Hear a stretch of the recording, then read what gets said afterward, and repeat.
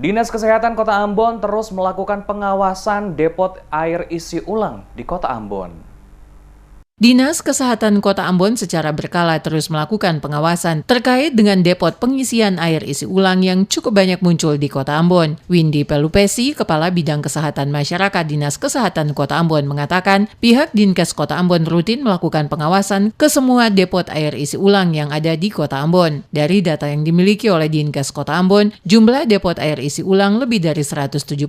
Dari jumlah tersebut, seluruhnya telah dilakukan uji kualitas air. Jika ditemukan air yang digunakan tidak memenuhi standar, maka pihaknya tidak akan mengeluarkan izin bagi para pemilik depot air isi ulang. Hal ini sesuai dengan Peraturan Menteri Kesehatan Nomor 43 Tahun 2014. Seluruh depot air isi ulang diwajibkan memiliki sertifikat layak higienis sanitasi. Sertifikat tersebut merupakan bukti tertulis yang menerangkan bahwa depot air isi ulang telah memenuhi standar baku, dalam hal ini terkait kualitas air. SLHS ini dikeluarkan oleh Dinas Kesehatan di masing-masing daerah di Indonesia, tidak hanya bermanfaat, tapi dianggap sangat penting. Dengan adanya sertifikat ini, maka dapat dipastikan depot air isi ulang tidak terkontaminasi, baik dari tempat maupun peralatan. Khusus untuk Kota Ambon, Dinas Kesehatan Kota Ambon mengeluarkan izin sebagai bukti kelayakan dan standar kualitas air minum masih menggunakan SKKP berdasarkan Permenkes 492 tahun 2010.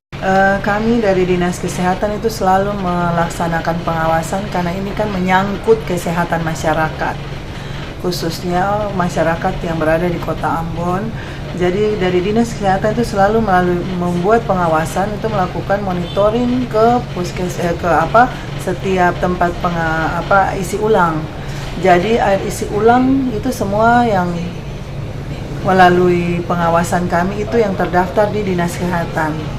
Pengawasan baik dilakukan oleh pegawai dari Dinas Kesehatan Kota Ambon pun dilakukan oleh Puskesmas, yang mana Puskesmas adalah perpanjangan tangan dari Dinas Kesehatan Kota Ambon.